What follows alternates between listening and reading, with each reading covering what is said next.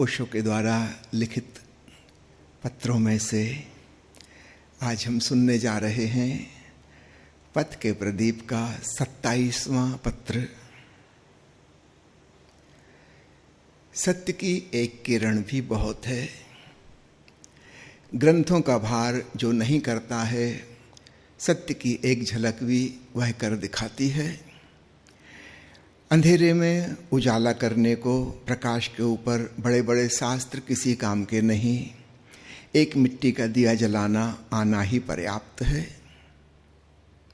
Ralph वाल्डे Emerson के व्याख्यानों में एक बूढ़ी धोबिन निरंतर देखी जाती थी। लोगों को हैरानी हुई। एक अपड़ गरीब औरत एमरसन की गंभीर वार्ताओं को क्या समझती होगी। किसी ने आकर उससे पूछ ही लिया कि उसकी समझ में क्या आता है। उस बूढ़ी धोबिन ने जो उत्तर दिया वह बहुत अद्भुत था। उसने कहा, मैं जो नहीं समझती उसे तो क्या बताऊं, लेकिन एक बात मैं खूब समझ गई हूं और पता नहीं कि दूसरे उसे समझे हैं या नहीं। मैं तो अपढ़ हूं और मेरे लिए वह एक बात ही काफ़ी है। उस बात ने तो मेरा सारा जीवन ही बदल दिया है। और वह बात क्या है? वह है कि मैं भी प्रभु से दूर नहीं हूं। एक दरिद्र अज्ञानी स्त्री से भी प्रभु दूर नहीं है। प्रभु निकट है। निकट ही नहीं, स्वयं में है। यह छोटा सा सत्य मेरी दृष्टि में आ गया है और अब मैं नहीं समझती कि इससे भी बड़ा कोई और सत्य हो सकता है। जीवन बहुत तथ्य जानने से नहीं, किंतु सत्य की एक छोटी सी अनुभूति से ही परिवर्तित हो जाता है। और जो बहुत जानने में लगे रहते हैं वे अक्सर सत्य की उस छोटी सी चिंगारी से वंचित ही रह जाते हैं जो कि परिवर्तन लाती है और जीवन में बोध के नए आयाम जिससे उद्घाटित होते हैं। ओशो का यह प्यारा पत्र, यह छोटा सा दृष्टांत कितना क्रांतिकारी है। शास्त्र के गंभीर ज्ञान हमारे काम के नहीं, किंतु एक छोटी सी बात कि परमात्मा हमारे निकट ही है, इस छोटी सी बात ने उस वृद्ध स्त्री के भीतर रूपांतरण कर दिया। यह छोटी सी बात इतनी कठिन क्यों हो गई है कि दुनिया में अधिकांश लोग इसे नहीं समझ पाते। इसके पीछे के मनोविज्ञान को भी समझना।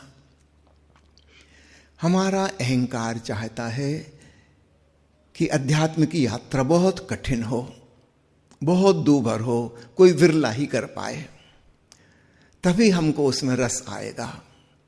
अहंकार को सरल बात में रस नहीं आता। जो निकट है, सरल है, जो पहले से ही उपलब्ध है, उसको प्राप्त करने में हम कौन सा डंका पीटेंगे कि हमने कोई अद्भुत चीज पा ली।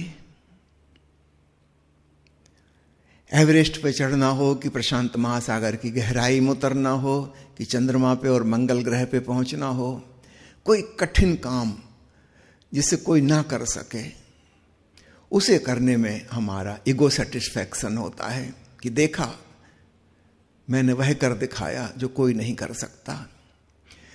हमारे अहंकार के कारण ही हमें परमात्मा की वे सारी धारणाएं और सिद्धांत अच्छे लगते हैं जिसमें परमात्मा को बहुत कठिन, बहुत दूभर, बहुत दूर बताया गया है और मनुष्य को दीनहीन, दरिद्र, अज्ञानी, पापी इत्यादि लेबल लगा दिए गए हैं कि तुम वहां पहुंच ही नहीं सकते। जिन धर्मगुरुओं ने, पंडित, पुरोहित, पादरियों ने ऐसी धारणाएं फैलाई हैं, उनका व्यावसायिक हित इसी में है। उनका धंधा इसी बात पे चलता है कि परमात्मा बहुत दूर है और तुम साधारण जन, तुम तो वहां कभी पहुंच ही ना सकोगे। बीच में किसी मध्यस्थ की, एजेंट की जरूरत है। ईसाई धर्म में कोई व्यक्ति सीधा सीधा परमात्मा के सामने प्रायश्चित नहीं कर सकता, इसकी सख्त पाबंदी है। आप चर्च में जाके थ्रू प्रॉपर चैनल पादरी के सामने पश्चाताप करो, तब आपका पश्चाताप ईश्वर तक जाकर स्वीकृत होगा। आप सीधे कुछ नहीं कह सकते। बीच के एजेंट खड़े हैं, उनके माध्यम से ही कुछ हो सकता है। सीधा सीधा कुछ भी नहीं हो सकता, बहुत कठिन और दुर्लभ बात है। तुम पापी हो, तुम्हारी भाषा भगवान समझता ही नहीं। वो पंडित जो भाषा जानता है, जो आप नहीं जानते, वो उस भाषा में ईश्वर तक आपका संदेश पहुंचाएगा। उसके पास ईश्वर का फोन का हॉट नंबर है, सीधी डायरेक्ट बात कर सकता है। आपको तो उसका नंबर भी नहीं पता, वो है भी या नहीं है आपको ये भी नहीं पता। ये सारी बातें पंडित जानता है, धर्मगुरु जानता है, और वो इसको सीक्रेट रखता है।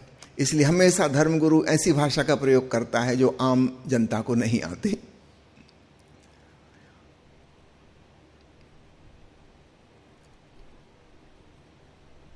क्यों? क्योंकि अगर आम जनता भी वह भाषा सीख जाए, फिर वो सीधे ईश्वर से बात न करने लगे, फिर बिचौलिए की कोई जरूरत ही नहीं रह जाएगी। तो धर्मगुरु की, पंडित पुरोहित की पूरी कोशिश रहती है कि मनुष्य और परमात्मा के बीच में बहुत बड़ी दीवार उठा दे और ये असंभव बता दे कि तुम तो पहुंच ही नहीं सकते, तुम इस लायक ही नहीं हो। लेकिन हम तुम्हारी प्रार्थनाओं को ले जा सकते हैं। हम तुम्हारे उद्धारक हैं, मसीहा हैं। हम तुम्हें भवसागर पार कराएंगे। मरने के बाद तुम्हारी आत्मा को सहारा देंगे, परलोक में उचित स्थान दिलवाएंगे। हम ही सब कुछ कर सकते हैं, तुम कुछ नहीं कर सकते। ऐसी धारणा सदियों सदियों से सब धर्मों में, सब संप्रदायों में प्रचलित है। इसका दूसरा पक्ष और समझना, हम क्यों राजी हो जाते हैं इससे। एक प्रकार की आध्यात्मिक गुलामी के लिए हम क्यों सहमत हो जाते हैं। हमारी सहमति के पीछे भी एक चालबाजी है। हम चाहते हैं कि कोई हमारी जिम्मेवारी ले ले, हमको खुद कुछ ना करना पड़े, हम अपने संसार में व्यस्त रहें। ये पंडित जी को, गुरु जी को जाके दक्षिणा दे दी, मंदिर में दान दे दिया, चर्च में डोनेशन दे दिया, और हमारी तरफ से ये प्रार्थना पूजा इत्यादि कर लेंगे, ईश्वर को फुसला लेंगे। जब मरेंगे तो हमको स्वर्ग मिलेगा। तो ये जो शोषण चल रहा है, स्पिरिचुअल एक्सप्लॉयटेशन, इसमें दोनों पक्ष का हाथ है। वो शोषणकर्ता ही अकेले जिम्मेवार नहीं है, जिनका शोषण हो रहा है ये भी उत्तरदायी हैं, क्योंकि ये अपनी रिस्पॉन्सिबिलिटी अपने कंधों पे लेना नहीं चाहते। ये चाहते हैं कि कोई ठेका ले ले, हमारा उद्धार कर दे, हम उसकी पूजा करेंगे।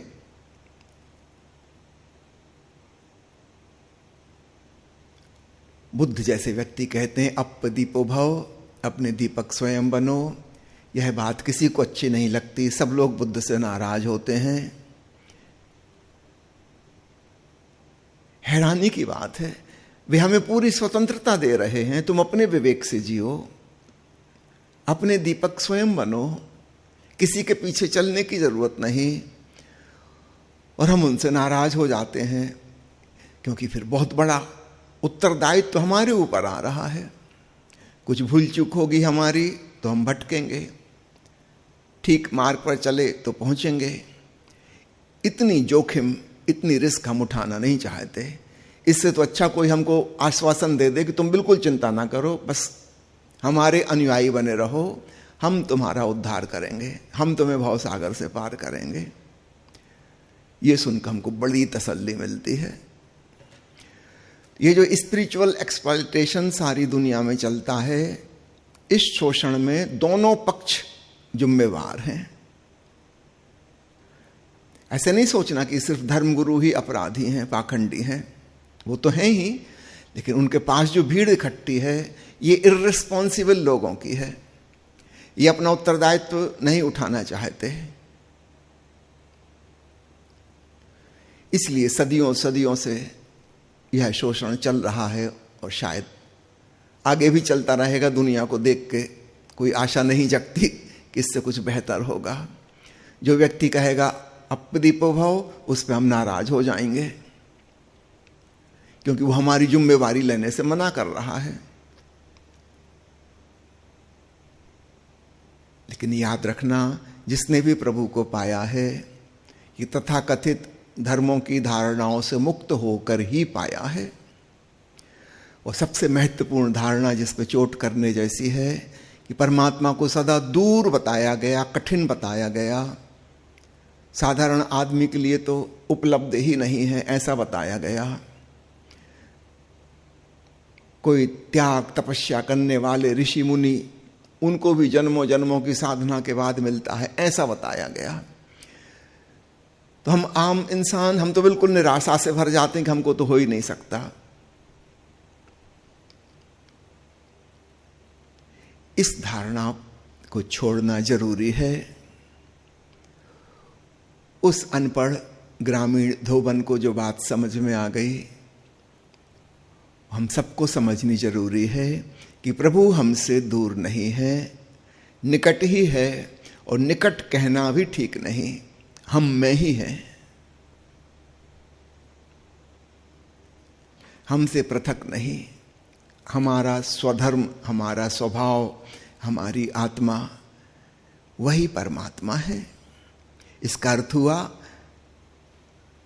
न किसी तीर्थ स्थान में, न कहीं मंदिर मस्जिद में जाने की जरूरत है, न किन्हीं शास्त्रों ग्रंथों से सिर मारने की जरूरत है, न कोई कठिन भाषा समझने सीखने की जरूरत है, न कोई क्रियाकांड पूजा प्रार्थना इत्यादि की जरूरत है। ये सारी बातें अचानक व्यर्थ हो जाती हैं। अगर वो भीतर ही है, मुझ में ही समाया हुआ है, तो सिंपल सी बात है कि थोड़ी देर के लिए मैं कुछ ना करूं और भीतर की तरफ उन्मुख हो जाऊं, अपने को जानूं, बस इतनी सी बात। ये तो कोई भी कर सकता है, कहीं भी कभी भी कर सकता है। इसके लिए कोई योग्यता, पात्रता, क्वालिफिकेशन कुछ भी नहीं चाहिए।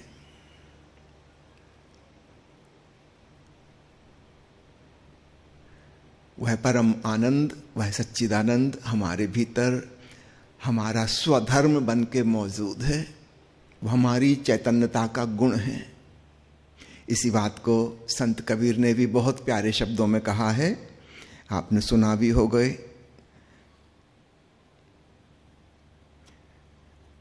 कबीर साहब का भजन आपको पढ़ के सुनाता हूं।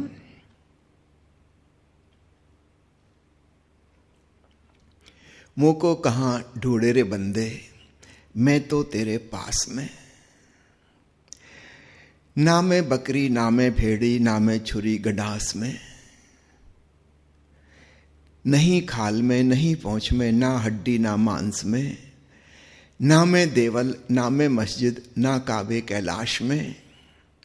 ना तो कोनो क्रियाकर्म में, नहीं जोग बैराग में। खोजी होए तो तुरते ही मिलहों पल भर की तलाश में। मैं तो रहूं शहर के बाहर मेरी पूरी मवास में। कहे कबीर सुनो भाई साधो सब सांसों की सांस में। सारे धार्मिक क्रियाकांडों पर एक तलवार चला दी कबीर ने। स्वभावतः काशी के पंडित बहुत नाराज हुए, मौलवी नाराज हुए। किसी को भी ये बात पसंद ना आएगी, उनका पूरा धंधा ही चौपट हो जाएगा। किसी क्रियाक्रम में नहीं, किसी तीर्थ स्थान में नहीं, किसी मंदिर मस्जिद में नहीं, किसी पूजा प्रार्थना में नहीं, ना तो कोनो क्रियाक्रम में, नहीं जोग बैराग में। कुछ लोगों ने कपड़े बदल लिए, नाम बदल लिए, भेष धारण कर लिया सन्यासी का। वो सोचते हैं कि इससे मिल जाएगा। कोई घर परिवार को त्याग कर चला गया, वो सोचता है इसके बदले में मिल जाएगा परमात्मा। कोई शहर छोड़कर चला गया, जंगल में गुफा में रहने लगा, वो सोचता है इससे मिल जाएगा। किसी ने सुख सुविधा छोड़ दी, तपस्या करने लगा, अपने आप को कष्ट देने लगा, वो सोचता है कि इससे मिल जाएगा। किसी ने धन का दान दे दिया, वो सोचता है इसके बदले मिल जाएगा। पर ये सारी बातें व्यापारिक बुद्धि की हैं, बाजार की बातें हैं। जब आप किसी दुकान पे जाते हैं, कुछ सामान खरीदते हैं, वहां भी आप अपना पैसा देते हैं, उसके बदले में सामान मिलता है। यही बाजारू बुद्धि हम अध्यात्म में भी लागू करते हैं। हम सोचते हैं कि दान दे के प्रभु मिल जाएगा। देखो, पत्नी बच्चों को, माता पिता को छोड़ दिया, अब इसके बदले में बात वही हो गई, किसी चीज के बदले में कुछ मिलेगा। बाजार की मेंटालिटी। सुख सुविधा में रहना छोड़ दिया, कष्ट भोग रहे हैं, अब मिलेगा। हम किसी चीज के बदले में उसे पाना चाहते हैं। इसका मतलब खरीद फरोख्त जारी है। हम ईश्वर को भी खरीदने चले।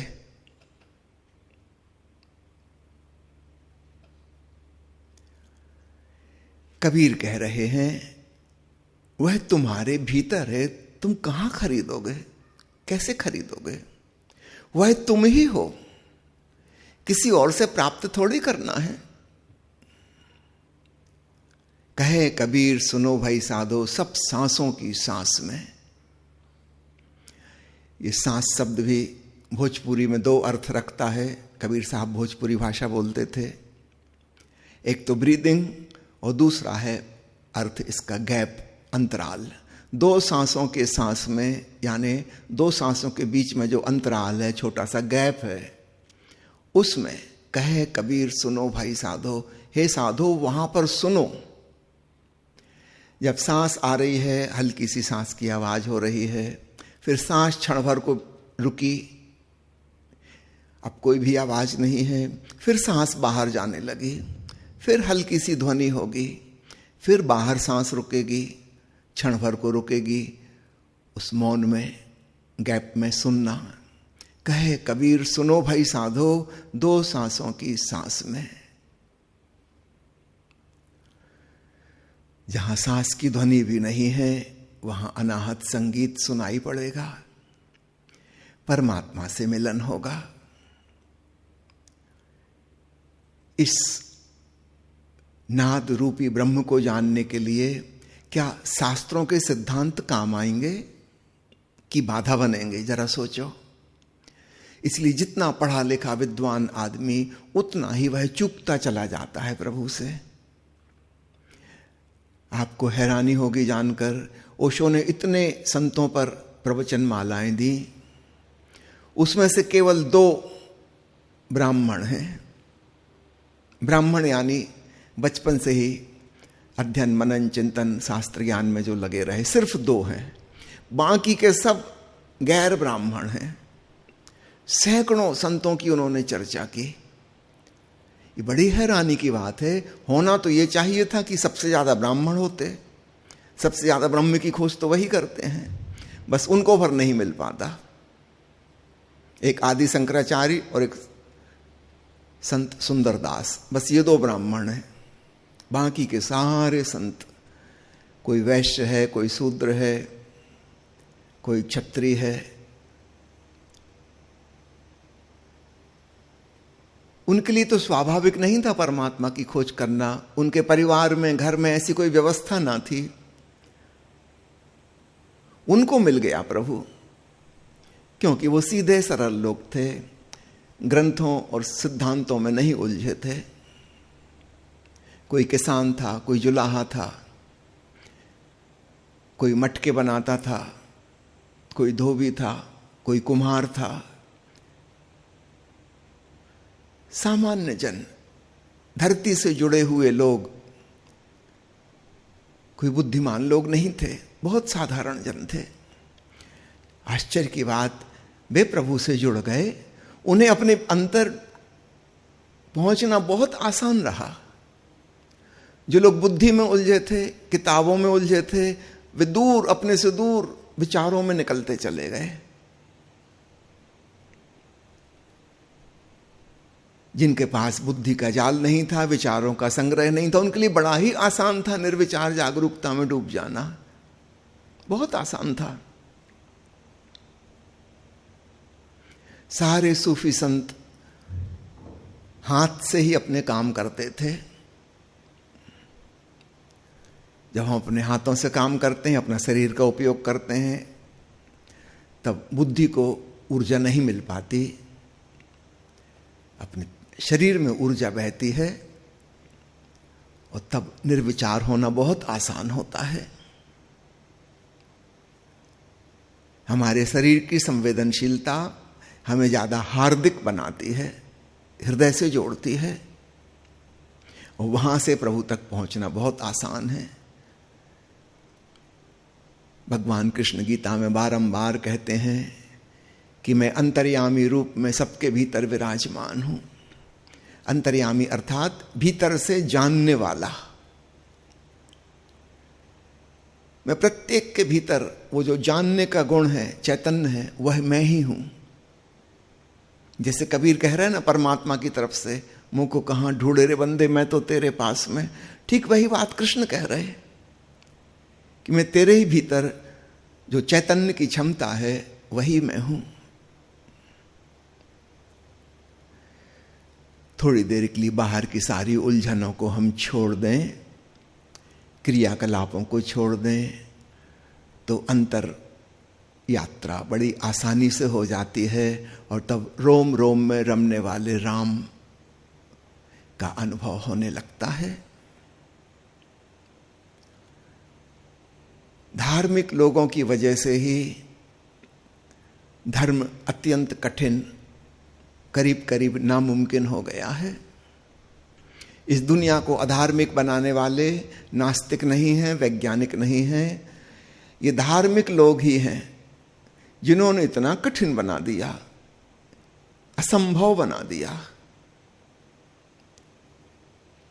इंसान और भगवान इतनी दूरी खड़ी कर दी कि बात ही असंभव लगती है।